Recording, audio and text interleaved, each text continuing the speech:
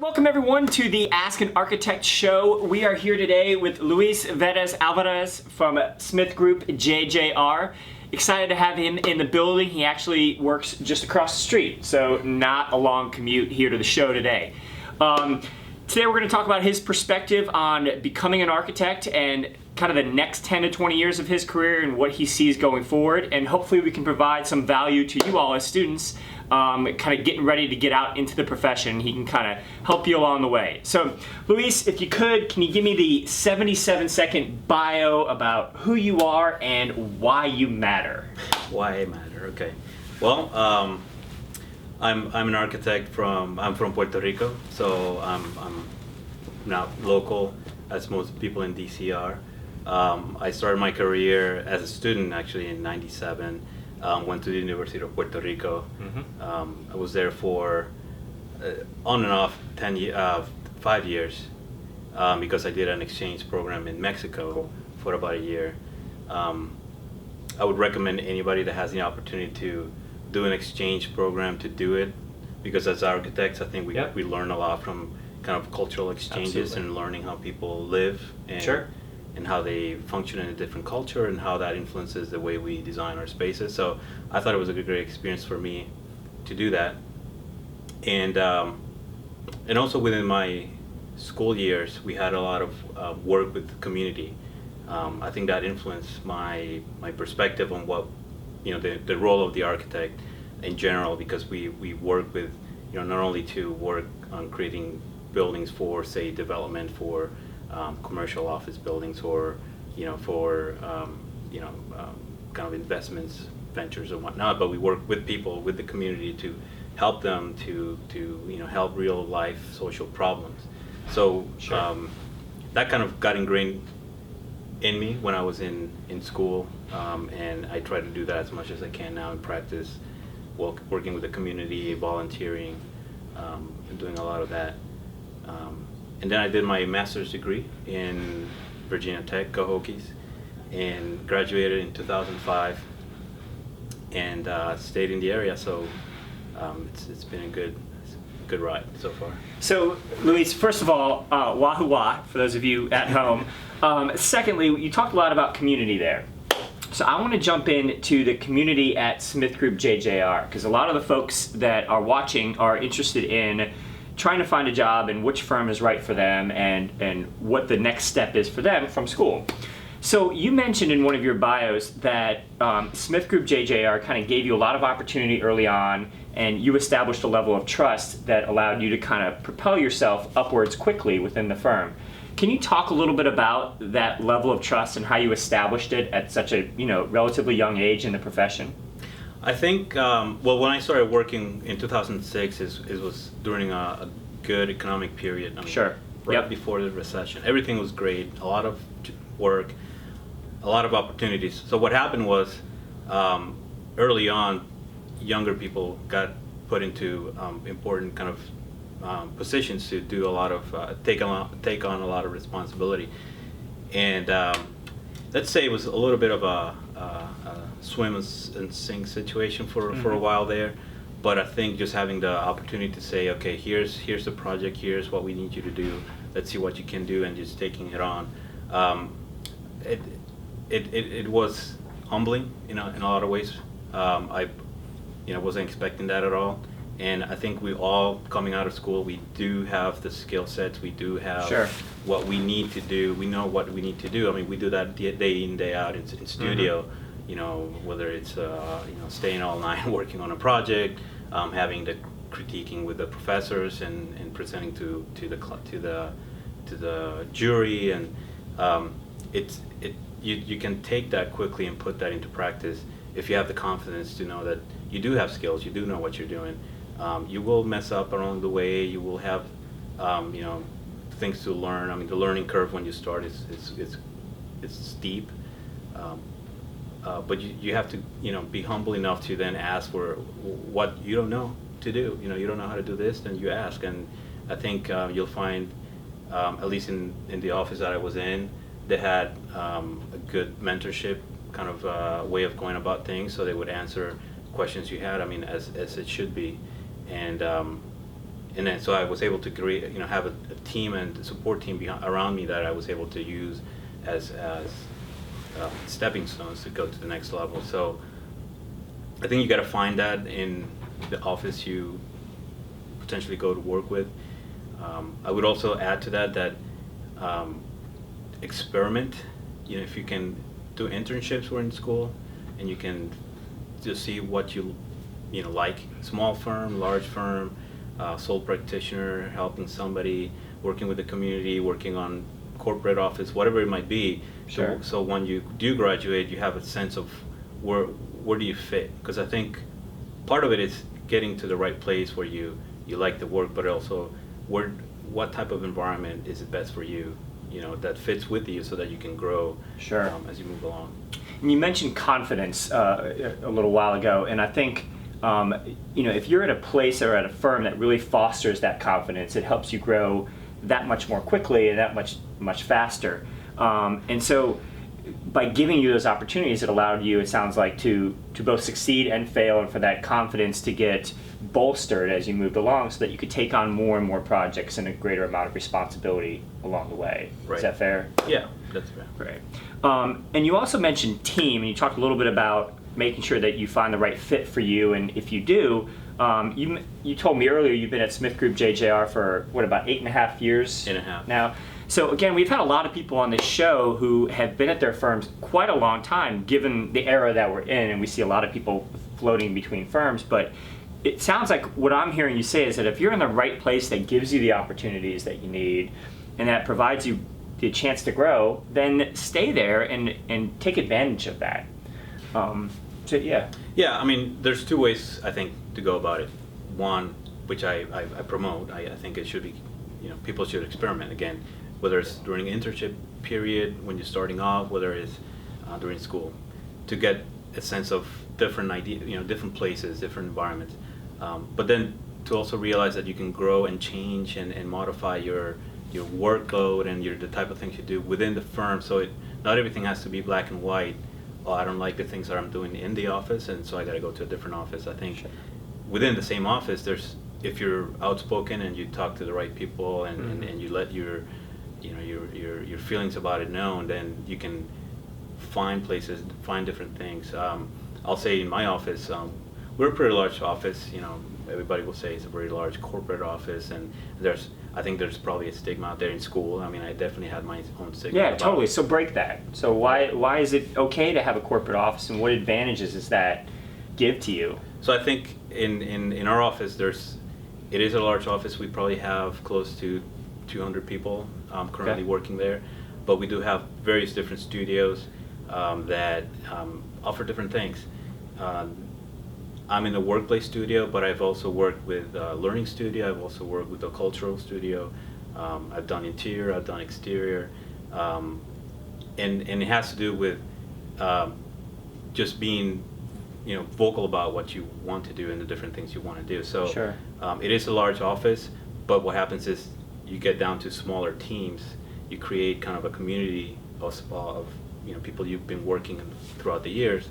And even though it's a large firm, to me, feels like it's a small team that you work with, and you change teams once in a while, but it becomes more of a community with the benefits of resources of a large office, where you have engineers, you have your consultants, you have people that know about every single thing, and even if it's not in DC, you may pick up the phone and call someone in Detroit office or Sure. Phoenix office, San Francisco office, and someone will have an answer to certain questions you have. And then things like having, right now we have a 3D printer in our office, so like even technologically speaking, there's opportunities that we get around to explore with, which you can get in different offices, but I think Sure. Just a large corporate office does not mean that it's what it sounds like. It could be a very enriching environment. Luis, you mentioned experimenting with internships. What I'm kind of hearing and what I've kind of gleaned from folks about the larger firms is that a place like SmithGroupJJR, you can experiment within that firm, whether it's by location or by studio or by expertise. Have you moved around within Smith Group JJR at all into different areas, or have you always remained on the same team throughout your time? I've stayed with the same studio, but I've worked in different projects in other studios. So I've helped out in other building types, or I even traveled a couple times outside of the DC office to help out a team in a different office. So, and I've worked on 3 proposals for different projects that are ranging from, the first one was a 100,000 square feet office building near the mall. Then worked on a pharmaceutical company headquarters that was 2 million square feet of just a new campus. Then I moved to working on a smaller interior fit out that's about 50,000 square feet. And then I was also working on a China project that was designing an entire city. Very cool. Can't talk about it much, but an entire city that you can talk about it here on Ask an Architect. This is the exclusive, Luis.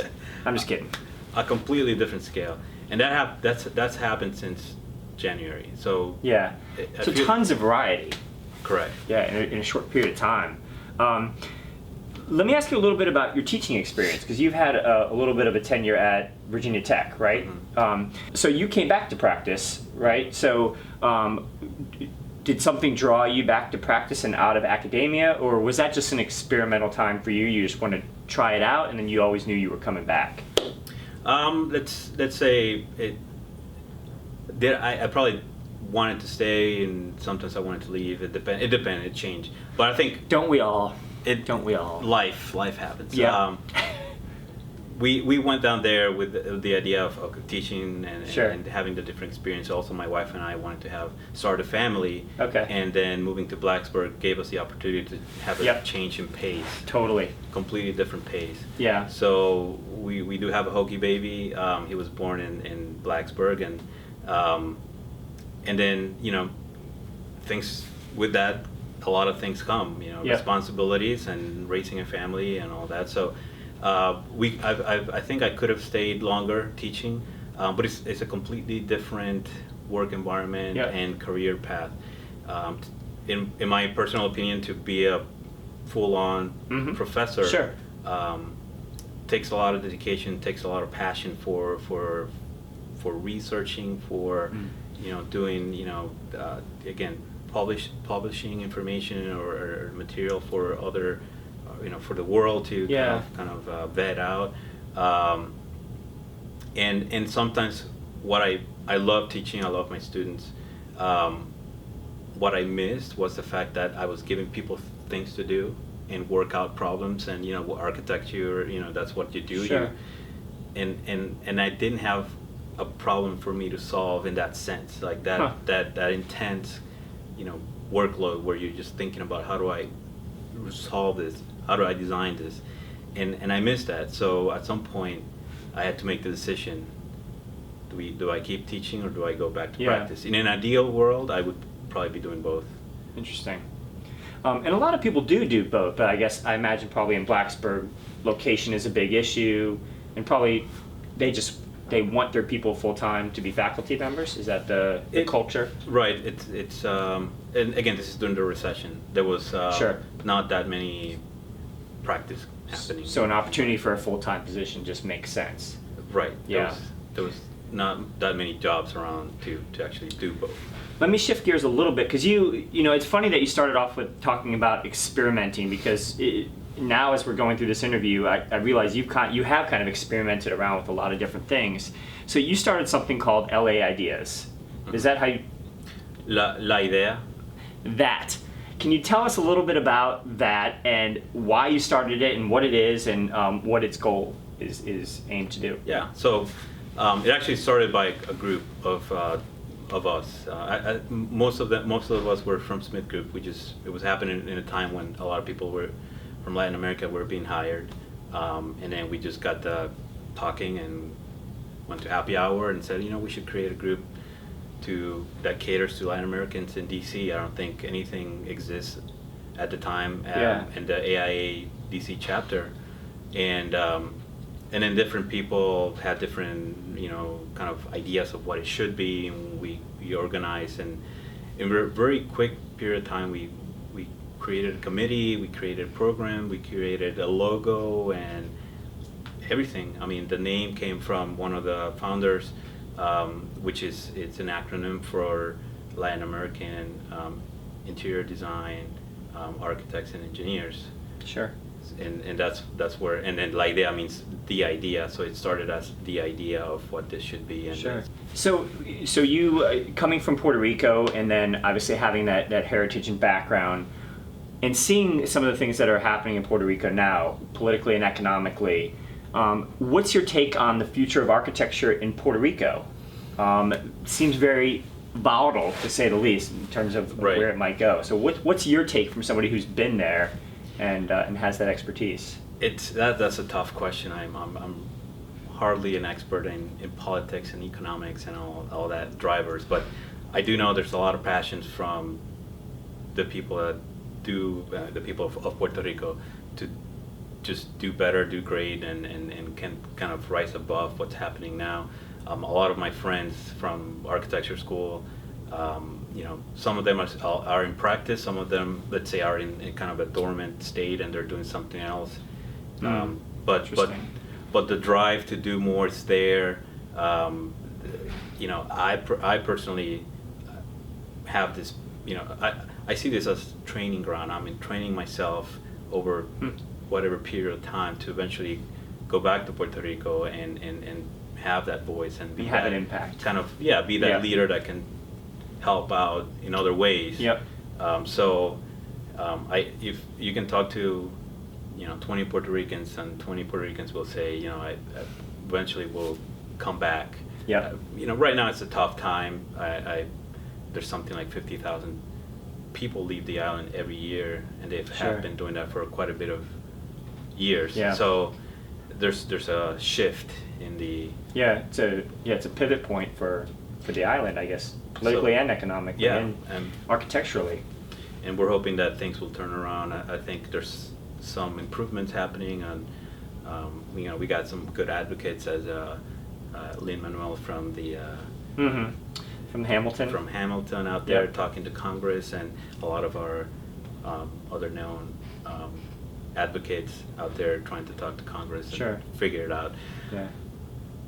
I will eventually go back and retire there and help the community and do what I can. But so right now. Well, good. It's a beautiful place. If you've never been, check it out. It's not a bad place to be from. Luis, I want to kind of give you the ultimate question here that we ask everybody on the Ask an Architect show, and that is, how do you define the Luis Velez-Alvarez brand? What does that mean to you? How do you define it? The brand. I've been hearing a lot. I think a lot of the younger architects do talk about that whole branding. We talk about branding a lot. You talk about branding a lot.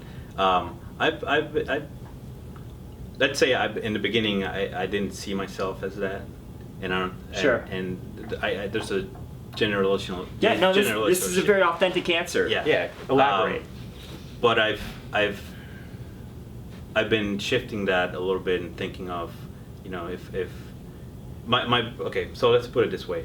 An architect from back way then when I was working told me that, don't see yourself as you're just a person working in an office and you're an employee and you do what you're being told and that's what you do. I think each one of us as architects, designers, we're our own, self-contained small office. We have all the skills, we have all the things we can do. When we work in a different office or we work within a firm, we are ourselves. We're providing a service. I see myself as providing a service to the people that surround me. The principal that's next to me, all the architects that I work with, I'm providing a service to them because I have the skills to do all the things I need to do. And so in terms of, if you will, branding, the best thing that I can do to brand myself is to just do the best I can do to keep kind of improving my skills and not just say, okay, this is what I learned up to this level and I'm comfortable with it and I'm not going to keep growing. Learning the new ways, learning new software, kind of pushing myself.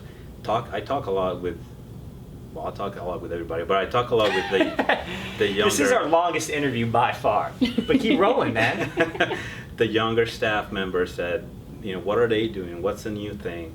Virtual reality, goggles. Yep. We're testing those things. Are you on Snapchat, Luis? I am not on Snapchat. I'm on Twitter, because someone said I needed to, so I did.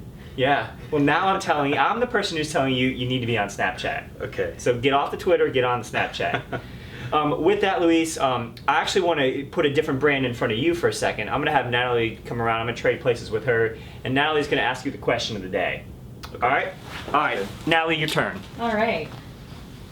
Great. Well, it was interesting to hear about you and how you're from Puerto Rico. And we actually have some great chapters in Puerto Rico, so shout out to those chapters.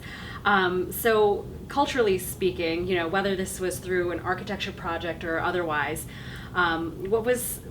tell us or share with us what your favorite thing was where you were able to incorporate either your culture or your client's culture into the project. Let's see.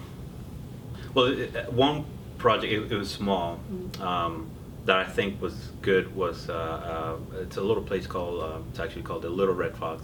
It's a small restaurant type of place that there was a larger intimacy with the client and myself and the client to understand what they wanted, what their aspirations were in their business. I mean, this is a business venture, and what their kind of look and feel of it, the place was. So to me, architecture is kind of storytelling. You kind of get in there and you try to tell the story through the physical environment. So talking to them and understanding what they really wanted and felt, and just being flexible with it and showing them options was very enriching because of that intimacy. It happens also at a larger scale, but I do a lot of commercial office building. There's larger kind of groups of clients. There's still a lot of conversation, but that one in particular just had that extra, it mattered to them that much more because it was kind of their dream project, and I was helping them fulfill that dream in some way. So I think that, the storytelling part of it is very important for me.